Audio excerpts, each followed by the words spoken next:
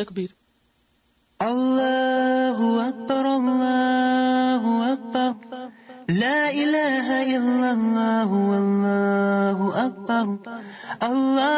اکبر وللہ الحمد.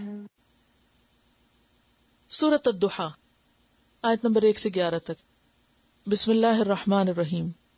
والضحیٰ قسم ہے دھوپ کی. دھوپ کی قسم یا چاشت کے وقت کی قسم، کیونکہ وہ وقت انتہائی سہانا وقت ہوتا ہے. جب دھوپ چمکتی ہے سویرے سویرے تو اس وقت طبیعت کے اندر ایک نشاط پیدا ہوتی ہے، ایک خوبصورت منظر نظر آتا ہے، کائنات حسین نظر آتی، دل کھل اٹھتا ہے.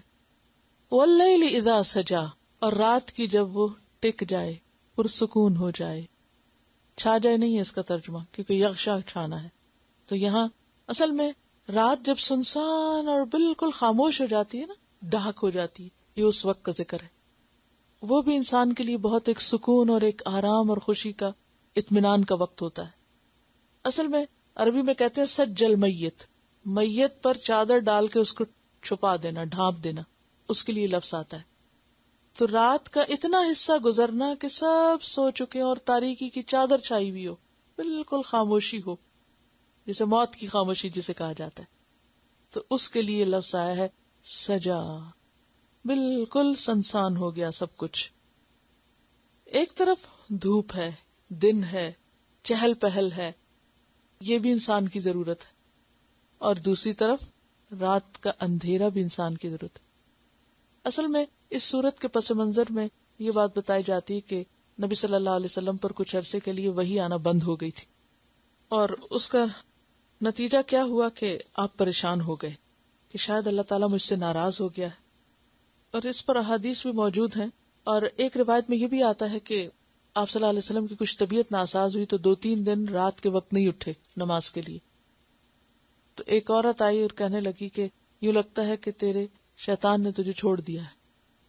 تو اس کی بات سے بھی آپ پریشان ہوئے، اور کچھ یہ تھا کہ وحی کا اخذ کرنا شروع میں آپ کے لیے مشکل تھا اور بہت پرمشقت کام تھا. آپ کو میں نے پہلے بھی حدیث بتائی تھی کہ جب وحی اترتی تھی تو پسینے کی لڑیاں بہنے لگتی تھی. تو وہ وحی کا نزول اور نبوت کا ملنا کیا تھا؟ ضحیٰ. اور وحی کا رکنا کیا تھا؟ سجا. تو جہاں انسان کو ضحیٰ کی ضرورت ہوتی ہے وہاں انسان کو سجا کی بھی ضرورت ہوتی ہے، کہ رات کی خاموشی بھی ہو. کیوں؟ تاکہ انسان مزید کام کرنے کے لیے دوبارہ تیار ہو جائے. اگر انسان سو نہ سکے اور سوئے ہی نہ، یہ سوچ کے کہ میں زیادہ کام کر لوں گا، تو وہ کچھ بھی نہیں کر سکتا. سونا بھی کیوں ضروری ہے، بریک بھی کیوں ضروری ہے، ریسٹ بھی کیوں ضروری ہے؟ تاکہ انسان زیادہ فریش اپ ہو کے بہتر کام کر سکے. یعنی اللہ نے دنیا کا نظام ایسے بنایا کہ جس میں سختی گرمی ہوتی ہے، اور انسانی ترقی کے لیے نرمی گرمی ضروری ہے. کیوں؟ نرمی اس لیے ضروری ہے کہ انسان آرام کر سکے، اور گرمی اس لیے ضروری ہے کہ انسان کی چھپی ہوئی صلاحیتیں جو ہیں وہ باہر نکلیں. رکاوٹیں کیوں آتی ہیں؟ تاکہ انسان بہتر مستقبل کے لیے تیار ہو سکے، پکا ہو، میچور ہو. کیونکہ جو مشکلات برداشت کر کے آگے بڑھے گا نا، وہی جمے گا، اور جو مشکلات سے گھبرا کے بھاگ نکلے گا وہ پھر دین کے کام کا نہیں. تو چیلنجز انسان کو مضبوط کرتے ہیں. تو یہاں پر والضحیٰ اور واللیل اذا سجا میں یہی سبق دینا مقصود ہے. ما ودعک ربک، نہیں چھوڑا تجھ کو تیرے رب نے. وما قلا، اور نہ وہ ناراض ہوا ہے. قلا کا لفظی معنی ہوتا ہے سخت نفرت کرنا، انتہائی بغض رکھنا. اور بعض نے دشمنی یا ناراضگی سے معنی کیا تو ہوتا ہی ہے کہ جس چیز سے انسان کو نفرت ہوتی ہے انسان اس کو اپنے دل سے بھی نکال پھینکتا ہے. وما قلا، اور نہ وہ تجھ سے بیزار ہوا ہے، نہ وہ ناراض ہوا ہے. بیزاری کے معنوں میں حضرت لوط علیہ السلام نے کہا تھا نا اپنی قوم کو، وَإِنِّي لِعَمَلِكُم مِّنَ الْقَالِينَ، کہ میں تمہارے اس عمل سے بیزار ہونے والا ہوں. وَلَلْآخِرَةُ خَيْرٌ لَكَ مِنَ الْأُولَىٰ، اور البتہ آخرت بہتر ہے تمہارے لیے اولا سے. آخری دور پہلے دور سے زیادہ اچھا ہے. یعنی آج اگر آپ کو مشکلات پیش آ رہی ہیں، کیونکہ مکی صورت ہے نا، اور مکہ میں آپ کو نبوت کے دعوے کے ساتھ ہی مشکلات پیش آنا شروع ہو گئی تھی، تو تسلی دی جا رہی ہے کہ اگر آج مشکل وقت آ گیا ہے تو کل آسانی بھی ہوگی اور کل زیادہ بہتر وقت آئے گا. عسیٰ ان یبعثک ربک مقاما محمودا بھی ہوگا, اور وما عند اللہ خیر للابرار والآخرۃ خیر وابقیٰ, اور دنیا میں بھی بعد کا دور پہلے دور سے زیادہ بہتر. وَلَسَوْفَ يُعْطِيكَ رَبُّكَ فَتَرْضَىٰ, اور البتہ ضرور دے گا تیرا رب تجھے, پھر تو راضی ہو جائے گا. تو اللہ سبحانہ وتعالیٰ نے نبی صلی اللہ علیہ وسلم کو کیا کیا دیا؟ دنیا میں بھی بہت سے اعزازات عطا کیے. خاتم النبیین ہیں آپ, آخرت میں آپ کے لیے شفاعت کا مقام ہے, وسیلہ ہے, درجہ عالیہ ہے, جنت ہے. وَلَسَوْفَ يُعْطِيكَ رَبُّكَ فَتَرْضَىٰ, اور دنیا میں دین مکمل ہوا آپ کے ہاتھوں, آپ کو ایسے ساتھی ملے, یعنی صحابہ کرام جیسے ساتھی آپ کو ملے جو اپنے وقت کے ہیرے تھے, اور انہوں نے آپ کے لائے ہوئے مشن کی مزید آگے ترویج کی اور آگے بڑھایا اس کو. وَلَسَوْفَ يُعْطِيكَ رَبُّكَ فَتَرْضَىٰ, اور پھر اللہ تعالیٰ مزید تسلی دیتے ہیں ماضی کے حالات کو سامنے دکھا کر. أَلَمْ يَجِدْكَ يَتِيمًا فَآوَىٰ, دیکھو تو صحیح کہ ایسا نہیں ہو چکا کہ اس نے تجھے یتیم پایا پھر اس نے پناہ دی تجھ کو. یجد کا وجد یجد, وجود بھی اسی سے ہے, پانا. یتیمن, یتیم یعنی آپ یتیم پیدا ہوئے تھے. فآوا, تو اس نے پناہ دی, اس نے ایسا انتظام کیا کہ آپ ایک بہترین انسان کی شکل میں پل سکیں. ورنہ عام طور پہ کیا ہوتا ہے, جو بچے یتیم رہ جاتے ہیں اور ان کی کوئی صحیح تربیت کرنے والا نہیں ہوتا تو بعض اوقات بہت بگڑ بھی جاتے ہیں. لیکن نبی صلی اللہ علیہ وسلم یتیم ہونے کے باوجود اور پھر کچھ عرصے کے بعد والدہ بھی فوت ہو گئی, اس کے باوجود آپ کی تربیت اتنے اچھے انداز میں ہوئی, اتنا بہترین مقام آپ کو ملا کہ آپ ایک بہت ہی عظیم انسان کے طور پر پرورش پائے. اور یہ اللہ کا خاص احسان تھا آپ پر. وَوَجَدَكَ ضَالًّا فَهَدَىٰ, اور اس نے پایا آپ کو راہ بھولا پھر ہدایت دی. دیکھیے کہ بعض لوگ اس کو گمراہ کہتے ہیں, تو جو ہمارے یہاں اردو میں گمراہ کی سینس ہے نا وہ ذرا نیگیٹو ہے. تو مطلب راہ بھولا کا بھی یہی ہے, راہ بھول گیا, لیکن انداز ہے کہنے کا. تو اس نے آپ کو ناواقف راہ پایا پھر ہدایت دی. یعنی نبوت سے پہلے آپ تلاش حق کے لیے کہاں جاتے تھے؟ غار ہرا. اپنے بیوی بچوں سے دور جا کے غور و فکر کرتے, معاشرے کی حالت پہ کڑتے, اور آپ کے اوپر وہ جو ایک کیفیت تھی اس کو دور نہیں کیا اللہ نے, آپ کو راستہ نہیں دکھایا. جیسے آتا نا, ما کنت تدری مل کتاب ولا الایمان ولکن جعلناہ نورا نہدی بہ من نشاء من عبادنا, اور وَلَقَدْ آتَيْنَاكَ سَبْعًا مِّنَ الْمَثَانِي وَالْقُرْآنِ الْعَظِيمِ, اور الْيَوْمَ أَكْمَلْتُ لَكُمْ دِينَكُمْ وَأَتْمَمْتُ عَلَيْكُمْ نِعْمَتِي, بہت نعمتیں آپ کو ملی تھی. وَوَجَدَكَ ضَالًّا فَهَدَىٰ, اور دال جو ہوتا ہے نا یہ ذہنی طور پر بھی راہ بھولنے کے لیے ہوتا ہے اور حصی طور پر بھی, اور محبت میں کسی پر فریفتہ ہونے کے لیے بھی آتا ہے. جیسے یعقوب علیہ السلام کے بچوں نے اپنے والد کو کیا کہا تھا, ان ابانا لفی ضلال مبین, کہ ہمارے والد تو کلی گمراہی میں. اب وہ گمراہی دین سے ہٹنا نہیں تھا, اس سے مراد کیا تھی کہ یوسف علیہ السلام کی محبت کی وجہ سے آپ ان کی طرف زیادہ مائل ہیں, یعنی آپ ادھر زیادہ جھکے ہوئے ہیں. تو سیدھے راستے سے دائیں یا بائیں ہونا کیا ہے, راہ گم کرنا. تو یہاں دلال کا مطلب نعوذ باللہ کو دین میں گمراہی نہیں ہے. تو دلال میں مانا پایا جاتا ہے صحیح راستے سے تھوڑا ہو یا زیادہ ہٹ جانا, یعنی تھوڑا سا ہٹنا یا زیادہ ہٹنا. یعنی اس بات کو کہ تھوڑا سا ہٹنا یا زیادہ ہٹنا کو آپ یوں سمجھے کہ جیسے آپ ابھی پریکٹس کریں, ایک نقطہ لگائیں ڈاٹ, اچھا اس کے ارد گرد چاروں طرف نقطے لگا دیں, جتنے لگتے ہیں لگا دیں. 4 لگائیں اور پھر 4 کے بیچ میں ایک اور لگائیں, 8 نقطے لگ جائیں گے. اب آپ اس نقطے سے شروع کر کے ایک لکیر کھینچیں, کہاں جاتا ہے؟ پھر وہ جو اینڈ ہے, نہیں سمجھ آیا؟ یعنی آپ دیکھیں نا کہ ایک نقطہ لگایا, پھر آپ نے 4 لگائے اس کے ارد گرد, پھر ان 4 کے بیچ میں ایک لگا دیا, وہ کیا ہو گئے؟ 8 نقطے ہو گئے. اب آپ دیکھیں اس سے زیادہ لگیں گے بھی نہیں. اچھا اب آپ دیکھیں کہ ایک نقطہ جو کہ ساتھ ساتھ ہے, سارے بالکل ساتھ ساتھ ہے, اگر اس کو آپ لکیر کھینچے تو اب آپ دیکھیں کہ کیا ہوگا. سینٹر والے سے اگر ایک کو کراس کر کے جائیں, دوسرے کو جائیں, تیسرے کو, تو وہ کوئی ادھر جا رہا ہے کوئی ادھر جا رہا ہے, کہ قریب ترین تھے. تو چھوٹا سا بھی رستے سے ہٹنا بعض اوقات وہ انسان کو دور پہنچا دیتا ہے. جیسے جہاز اڑتے ہیں نا، تو اگر ان کی ڈائریکشن میں ذرا سا بھی فرق ہو نا، چند انچز کا بھی، تو اینڈ میں کہیں سے کہیں پہنچ جائے. ہاں نہیں، نقطے کے معاملے نہیں، جہاز کی بات کر رہی ہوں کہ وہاں اڑتے ہوئے اگر ذرا سا بھی ڈائریکشن میں فرق ہو تو جو ڈیسٹینیشن ہے وہ بدل جائے گا. وَوَجَدَكَ ضَالًّا فَهَدَىٰ، تو اس کا یہ مطلب نہیں کہ نعوذ باللہ نبی صلی اللہ علیہ وسلم اس سوسائٹی کی کسی غلط چیز میں پائے گئے تھے تو اللہ تعالیٰ نے آپ کو سیدھا راستہ دکھایا. اس کا مطلب یہ ہے کہ جو صحیح چیز نبوت اور وحی کے ذریعے آپ کو ملی وہ پہلے نہیں تھی آپ کے پاس. حالانکہ آپ ان لوگوں میں سے تھے جو شرک نہیں کرتے تھے، کبھی آپ نے شراب نہیں پی تھی، کبھی آپ نے کوئی اور برا کام نہیں کیا تھا، لیکن اصل دین تو وہی تھا جو پھر جبریل کے ذریعے آپ کے پاس بھیجا گیا. جس رب نے آپ کو یہ راستہ دکھایا وہ کیا آئندہ خیال نہیں کرے گا؟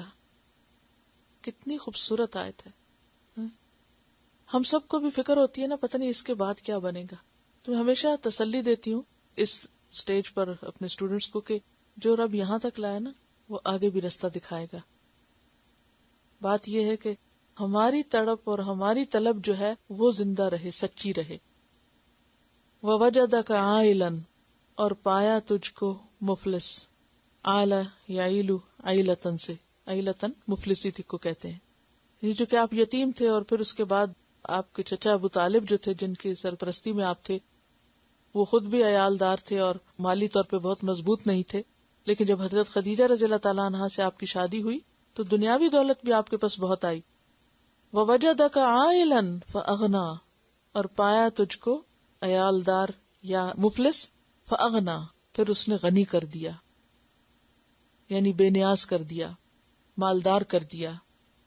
اب کرنا کیا ہے؟ فَأَمَّا الْيَتِيمَ فَلَا تَقْهَرْ، پھر یتیم دیکھیں مسلسل یتیم کی بات آ رہی ہے، اور یتیم کے معنوں میں بھی اور سمبولکلی بے سہارا لوگ، معاشرے کے بے سہارا.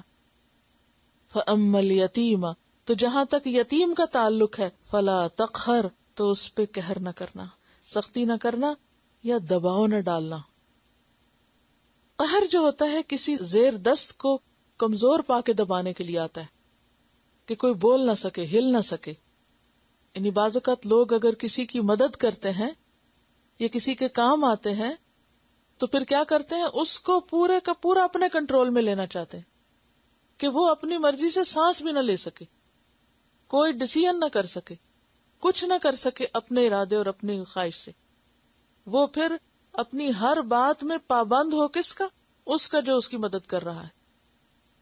ابھی انہوں نے بات کی تھی کہ دباؤ ڈالنا، یعنی جب ہم کسی کو کچھ دے دیتے ہیں نا تو پھر ہم جیسے قریبی رشتہ دار ہیں، اگر ان کو کچھ دے دیا تو پھر ہم کیا چاہتے ہیں، یہ ہمارے پنجے میں رہے، یہ ہمارے دباؤ میں رہے، اور یہ ہر وہ کام کریں جو ہم چاہتے ہیں اور وہ نہ کریں جو ہماری مرضی کے خلاف ہے یا ہمارے مفادات کے خلاف کام نہ کریں. تو ایسا کرنا جو ہے یہ درست نہیں.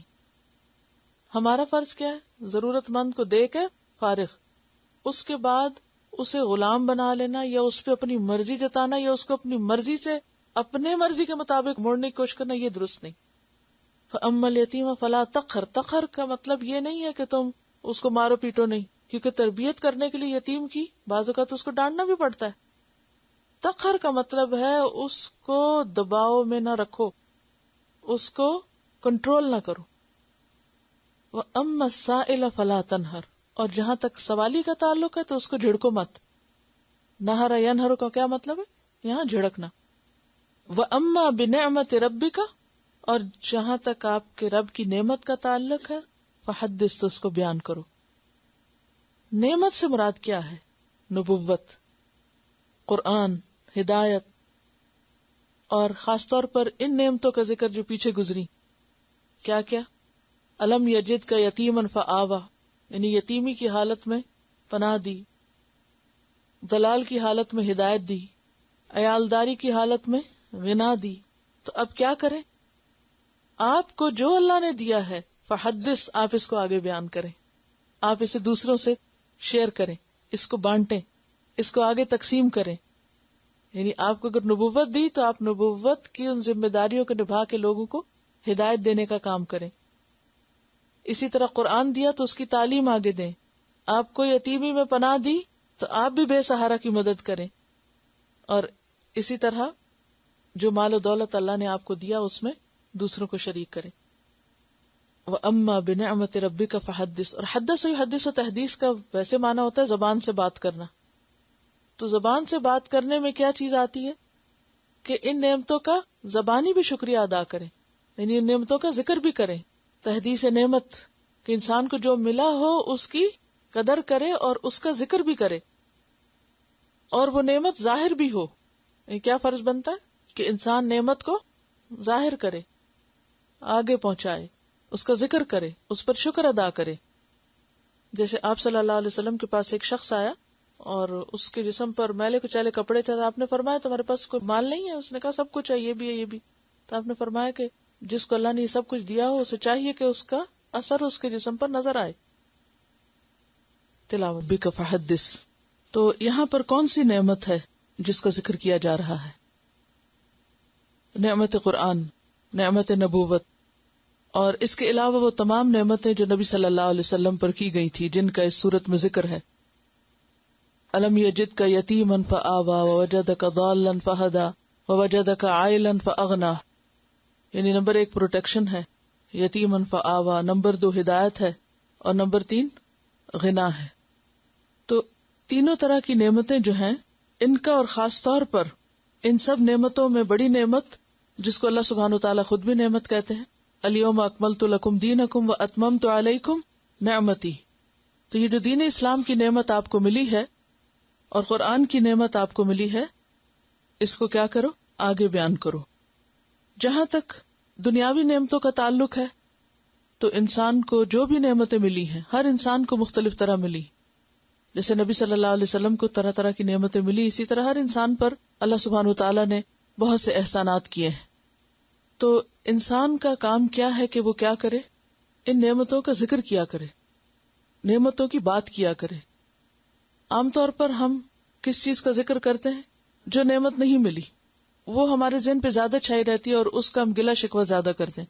تو یہاں پر ایک پازیٹیو ایٹیٹیوڈ بتایا گیا کہ کیا ہوتا ہے، اور وہ یہ کہ انسان کو جو ملے اس کا ذکر کرے بنسبت اس کے کہ جو نہیں ملا.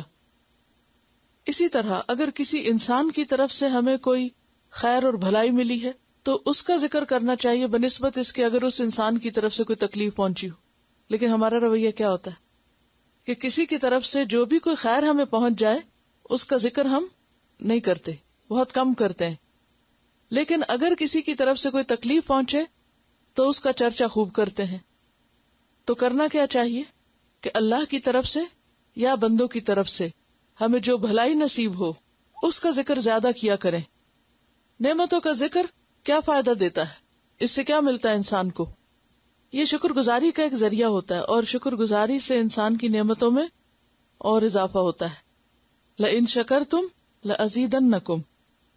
جہاں تک بندوں کے احسانات کا تعلق ہے تو حدیث میں آتا ہے کہ جو شخص لوگوں کے احسان پر ان کا شکر نہیں کرتا، جیسے شوہر کا احسان ہے، ماں باپ کا احسان ہے، بہن بھائیوں میں سے کوئی ہم پر احسان کرتا ہے، یا عام انسانوں میں سے کوئی اور ہم پر احسان کرتا ہے، تو جو لوگوں کا شکر ادا نہیں کرتا، من لم یشکر الناس لم یشکر اللہ، تو وہ اللہ کا بھی شکر گزار نہیں ہوتا، کوئی بڑا ہو یا چھوٹا ہو. جب بعض اوقات بچے ہماری کوئی خدمت کر دیتے ہیں، کوئی کام کر دیتے ہیں، تو ہمیں ان کے ساتھ بھی کیا رویہ کرنا چاہیے؟ ان کا بھی شکر گزار ہونا چاہیے. یعنی شکر گزاری یہ نہیں کہ ہم سے کوئی بڑا ہمارے ساتھ کوئی احسان کرے تو ہم اس کے شکر گزار ہوں، اور اگر ہم سے چھوٹا کوئی احسان ہم پر کرے تو ہم کہیں کہ اس نے کیا کیا، یا اس کا تو شکریہ نہ بھی کیا تو کیا کرے گا ہمارا، ہم اس کو فار گرانٹیڈ لے لیتے ہیں. تو کوئی بھی ہو، بڑا ہو چھوٹا ہو برابر کا ہو، تو اس پر شکر ادا کرنا لازم ہے، کیونکہ شکر انسان کے لیے مزید نعمتوں کا دروازہ کھولتا ہے. ایک اور روایت میں آتا ہے کہ جو شخص تم پر کوئی احسان کرے تو چاہیے کہ تم بھی اس کے احسان کا بدلہ دو.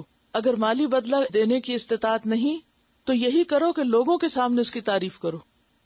یہ تحدیث ہے. تحدیث کا کیا مطلب ہوتا ہے؟ بات کرنا. یعنی مثلاً آپ کی کسی بہن بھائی نے یا کسی نے بھی کوئی، تو ہوتا کیا ہے جب خاندان کے لوگ اکٹھے بیٹھتے ہیں تو عموماً ہم گلے شکوے زیادہ کرنے لگتے ہیں نا. یعنی فلاں نے میرا حال نہیں پوچھا، فلاں نے یہ کر دیا میرے ساتھ، فلاں نے وہ کر دیا. تو اس سے کیا ہوتا ہے؟ خود بھی دکھی ہوتے ہیں اور دوسروں کو بھی کرتے ہیں سنا سنا کے. تو اس کے برعکس ہونا کیا چاہیے کہ اب خاص طور پہ قرآن پڑھ کر اور اما بنعمت ربک فحدث، تو رب نے ہی ساری نعمتیں کی ہیں نا. کسی بندے کے ذریعے بھی جو ہم پر نعمت آتی ہے یہ بھی دراصل رب ہی کا احسان ہوتا ہے. تو اس کا چرچا کرنا چاہیے. یعنی دوسروں کے بارے میں غیبت تو نہیں کرنی چاہیے، دوسروں کے بارے میں خیر اور بھلائی کی بات کرنی چاہیے. کیونکہ جس نے لوگوں کے مجمع میں اس کی ثنا و تعریف کی تو اس نے شکر گزاری کا حق ادا کر دیا. یعنی اگر آپ کے ساتھ کسی نے بھلائی کی ہے اور آپ اس بھلائی کا ذکر دوسرے کے ساتھ کرتے ہیں کہ فلاں شخص نے میرے ساتھ احسان کیا ہے، تو یہ بھی دراصل ایک کیا ہے، شکر گزاری کا ایک طریقہ ہے. تو ہر نعمت کے شکریہ کے مختلف طریقے ہوتے ہیں. مالی نعمت کا شکر کیسے ادا ہوتا ہے؟ زکوٰۃ دے کر اور خود اپنے اوپر بھی خرچ کر کے. یعنی اما بنعمت ربک فحدث میں یہ بھی آتا ہے کہ حدیث میں نے آپ کو سنائی تھی، نبی صلی اللہ علیہ وسلم کے پاس ایک شخص آیا کہ جس کا حال بہت خراب تھا. تو آپ نے پوچھا کہ تمہارے پاس کچھ مال ہے؟ اس نے کس میں گنوائی، یہ بھی ہے، یہ بھی، یہ بھی. تو آپ نے فرمایا کہ اگر اتنا کچھ ہے تو تمہارے جسم پر اس کے آثار نظر آنے چاہیے. تو تحدیث نعمت میں صرف دوسروں پر خرچ کرنا نہیں، شکر گزاری صرف یہ نہیں کہ آپ صدقہ خیرات کریں، شکر گزاری یہ ہے کہ اپنی ذات پر بھی صدقہ کریں. اور ایک اور بات یہ ہے کہ سورت الضحیٰ سے آخر تک ہر سورت کے ساتھ تکبیر پڑھنا جو ہے وہ اس کے بارے میں آتا ہے کہ یہ مسنون ہے. ابن کثیر نے ہر سورت کے اختتام پر ایک مرتبہ تکبیر کہنے کو سنت کہا ہے. فَأَمَّا بِنِعْمَتِ رَبِّكَ فَحَدِّثْ. تو رب کی نعمت کا ذکر آپ کیسے بیان کریں گے کہ اس کے بعد جتنی بھی صورتیں پوری ہوں اس میں ہر صورت کے اختتام پر یعنی تکبیر کہیں. اور امام بغوی نے ہر صورت کے شروع میں تکبیر کہی ہے. تو بہرحال شروع ہو یا آخر بیچ میں ہی بنتی ہے، ایک ختم ہوتی ہے اور ایک شروع ہوتی ہے. چلیے دوبارہ ان آیات کی تلاوت سنیے. اگرچہ اس صورت میں خطاب نبی صلی اللہ علیہ وسلم سے ہے، لیکن ظاہر ہے کہ آپ ہمارے لیے ایک نمونہ ہیں، اور پھر آپ کے توسط سے باقی سب کے لیے بھی اس میں سبق ہے. آپ دیکھیے کہ جب ہم دین کے رستے پر آتے ہیں تو مشکلات آتی ہیں. بعض اوقات بہت ہوپ فل ہوتا ہے انسان، والضحیٰ، اور بعض اوقات ایسے لگتا ہے جیسے ہر چیز رک گئی ہو، کچھ ہو نہیں رہا، ہر چیز ٹھہر گئی ہے، سٹک ہو گئی ہے. پھر اس وقت انسان کو شیطان وسوسے ڈالنے لگتا ہے کہ اللہ تعالیٰ ناراض ہو گیا تم سے. اگر وہ تمہارے ساتھ ہوتا تو تمہارا یہ کام نہ رکتا، یہ مشکل نہ پیش آتی. تو اس پر کیا تسلی ہے؟ ما ودعک ربک وما قلی.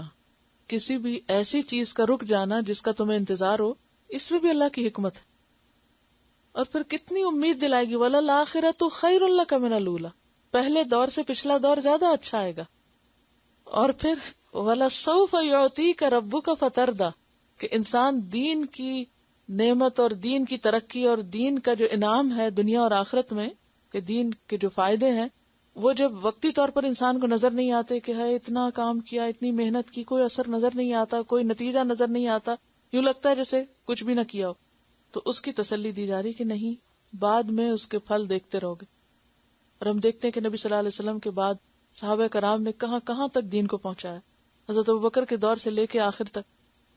اور پھر وہ سارا کچھ آپ کے حق میں صدقہ جاریہ ہے.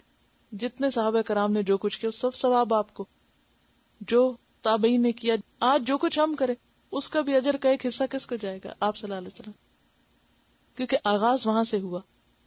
تو پھر یہ ساری نیکی جب قیامت کے دن آپ کے حصے میں آئے گی، وَلَسَوْفَ يُعْطِيكَ رَبُّكَ فَتَرْضَىٰ، تو کیسے خوش ہیں؟ پھر آپ کو جو مزید مقامات اور انعامات اور درجات دیے اللہ نے، اور حوض کوثر کا انعام دیا، انا اعطیناک الکوثر جو آگے آئے گا، تو یہ ساری چیزیں کیا ہیں؟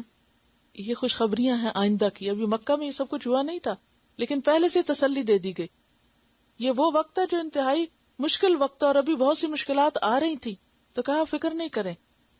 وَلَسَوْفَ يُعْطِيكَ رَبُّكَ فَتَرْضَىٰ. اور پھر مزید تسلی ہے، کیا ماضی میں یہ اور یہ اور یہ نہیں ہو چکا؟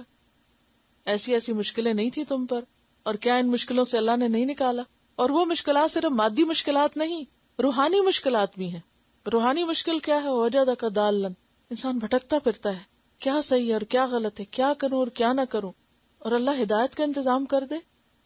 اور پھر وَوَجَدَكَ عَائِلًا فَأَغْنَىٰ، دنیاوی اور مادی ضروریات بھی پوری کر دے. تو پھر انسان کو کیا کرنا چاہیے؟ اپنا اخلاق بہتر بنانا چاہیے. یتیم یعنی معاشرے کے وہ لوگ جو بے سہارا ہوں، جن کو کوئی پوچھنے والا نہ ہو، جن کو کوئی عزت دینے والا نہ ہو، ان کی خیر اور بھلائی اور فلاح کے لیے کام کریں. اور سائل کو نہ جھڑکیں. سائل سے مراد کوئی مادی چیز مانگنے والا بھی ہو سکتا ہے اور کوئی علمی سوال پوچھنے والا بھی ہو سکتا ہے، دین کا سوال پوچھنے والا بھی ہو سکتا ہے. ابو موسیٰ اشعری کہتے ہیں کہ آپ کے پاس جب کوئی سائل آتا یا کوئی اپنی ضرورت بیان کرتا تو آپ صحابہ سے کہتے تم بھی سفارش کرو، تمہیں بھی اجر ملے گا، اور اپنے پیغمبر کی زبان سے اللہ جو چاہے گا حکم دے گا، انہیں دلوا دے گا. حضرت عبد الرحمن سے روایت ہے کہ انہوں نے آپ صلی اللہ علیہ وسلم سے پوچھا، بعض دفعہ کوئی سائل میرے دروازے پہ آ کھڑا ہوتا ہے جسے میرے پاس دینے کے لیے کچھ نہیں ہوتا، تو میں کیا کروں؟ آپ نے فرمایا، اگر تم فقیر کو دینے کے لیے بکری کے ایک جلے ہوئے کھر کے سوا کچھ نہ پاؤ تو وہی اس کے ہاتھ میں رکھ دو. یعنی معمولی سے معمولی چیز دے دو لیکن خالی ہاتھ نہ جانے دو. ایک دفعہ آپ نے فرمایا، کیا میں تمہیں ایسے آدمی کی خبر نہ دوں جو سب سے بدتر ہے؟ صحابہ نے عرض کیا، بتائیے. فرمایا، وہ شخص جس سے اللہ کے نام پہ مانگا جائے اور وہ کچھ نہ دے، اور وہ کہے جا بابا معاف کر دے. میں ہمیشہ کچھ نہ کچھ کھانے کی چیز پاس رکھتی تھی، کچھ نہ کچھ. اور جب وہ آ کے گاڑی کی ونڈو کھٹکھٹاتے یا کچھ بھی تو پیسے نہیں دیتی تھی، مجھے پتا ہوتا تھی پیشہ ور ہے، لیکن کوئی سویٹ دے دی، کوئی بسکٹ دے دیے. اور الحمدللہ اس کے بعد جس اسٹوڈنٹ کی گاڑی پہ میں کبھی بیٹھنے کا اتفاق ہوتا، بسکٹوں کے پیکٹ ان کی گاڑی میں ساتھ رکھے ہوئے ہوتے تھے، اور سب نے یہ طریقہ اختیار کر لیا تھا کہ کسی کو نہ نہیں کرنی، ہمیں کھانے کی چیز دے دینی. یا گھر میں جیسے بچے ہوئے کھانا تو ہم اکثر ایسے کرتے، چھوٹے چھوٹے پیکٹوں میں ڈال کے ساتھ لے کے بیٹھتے تھے، اور میں پتا ہوتا تھا راستے میں آئیں گے، اور وہ بھی انتظار کر رہے ہوتے تھے کہ یہ سر کور کیے ہوئی خواتین گزریں گی تو ہمیں کچھ کھانے کو ملے گا، اور وہ لے کے کھا رہے ہوتے تھے. تو طریقہ ہے نا. جب یہ کہا گیا کہ مت جھڑکو، مت نہ کرو، تو پھر کوئی اور طریقہ سوچ لیں. اور اگر واقعی کچھ نہ ہو تو پھر کیا اچھی نصیحت کر دیں. الکلمۃ الطیبۃ صدقہ، پیار سے بات کر لیں. ہر کوئی ان کو ڈانٹتا ہے، ہر کوئی ڈانٹتا ہے، بھی کیوں ڈانٹتے؟ نہ ڈانٹے ان کو محبت کی بات ان سے کرنا جو ہے وہ بھی تو ایک صدقہ ہے نا. جو شخص سویر سے شام تک ڈانٹ سن رہا ہو اس سے آپ بیٹا کہہ کے پکار لیں اور کوئی اچھی سی بات کر دیں اس سے، یا کوئی مذاق کر دیں، تو یہ بھی تو ایک صدقہ ہی ہو جائے گا اس کے ساتھ. لیکن یہ کرنا کہ بس صرف جان چھڑانے والی کرنا اور بیزاری دکھانا اور ڈانٹ ڈپٹ کر کے سر سے اتارنا، اس کا کوئی جواز نہیں، کوئی بھی اس کا جواز نہیں ہے کسی بھی طرح. یہ صرف ہمارا شارٹ کٹ ہے جان چھڑانے کا. اور پھر نعمتوں کا ذکر کریں. بہت سے لوگ نعمت کو ویلیو نہیں کرتے، وہ شکوے بہت کرتے ہیں لیکن جو ملا ہے اس کی طرف توجہ نہیں ہوتی. خاص طور پر جو دین کی نعمت ہے، یعنی اس کے اوپر شکر گزاری بھی ہو اور اس کے جو فائدے ہوئے ہیں وہ بیان کریں لوگوں سے. آپ کے اسائنمنٹ میں ہے نا اس دفعہ سوال کہ قرآن پڑھ کے جو پایا ہے اس کو 10 لائنوں میں لکھیں. تو آپ ایک 10 صفحے بھر دیں، آپ 10 صفحے بھر دیں. وہ تو 10 اس لیے کہا کہ پھر زیادہ مشکل نہ پیش آیا، لیکن یہ اسی کی اصل میں پریکٹس ہے کہ اللہ نے جو نعمت دی اس کو اچھا ذکر کرنے سے کیا ہوتا ہے، اس کا ریاکاری. اور ریاکاری میں کیا ہوتا ہے؟ اپنی تعریف چاہنا. اور تحدیث نعمت میں کیا ہوتا ہے؟ شکر گزاری سے اس کا ذکر کرنا تاکہ دوسروں کو بھی شوق آئے. ان دونوں میں فرق ہے. ایک کام آپ کرتے ہیں کہ اپنی تعریفیں بیان کرنے کے لیے مجھے یہ بھی آتا ہے اور میں یہ بھی سیکھ چکی ہوں اور میں فلاں بھی پالی، دس از رانگ. لیکن اگر آپ یہ کرتے ہیں نا کہ مجھے اس سے یہ اور یہ فائدہ پہنچا ہے، تو اس کا فائدہ کیا ہوگا کہ دوسرے وہ لوگ جو نہیں کر رہے ان کو بھی شوق آئے گا. فحدث کا مطلب ہی یہی ہے کہ آپ صلی اللہ علیہ وسلم سے جب خطاب ہے تو مراد یہ کہ جو آپ کو ہدایت دی گئی ہے، جو نبوت عطا کی گئی ہے، جو دین ملا ہے، جو قرآن ملا ہے، آپ اس کا چرچا کریں، آگے اس نعمت کو بانٹیں، اس کو دوسروں تک پھیلائیں، دوسروں تک پہنچائیں. یہ ہے اس کا شکر ادا کرنا. ٹھیک ہے.